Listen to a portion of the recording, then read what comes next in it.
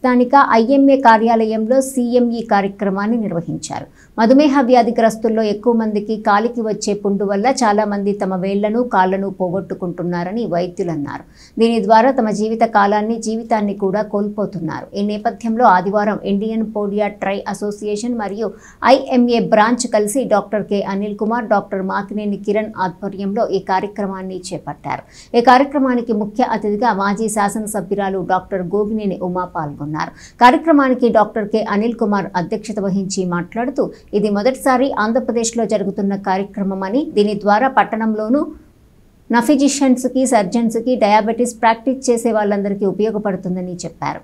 ముఖ్య అతిథి డాక్టర్ గోగినేని ఉమా మాట్లాడుతూ, ఇలాంటి కార్యక్రమాలు ఐఎంఏ ఆధ్వర్యంలో జరగటం చాలా సంతోషంగా ఉందని చెప్పారు. ఈ కార్యక్రమం ద్వారా నగరంలోని వైద్యులందరికీ మధుమేహ వ్యాధి మీద మరింత అవగాహన కలుగుతుందని చెప్పారు.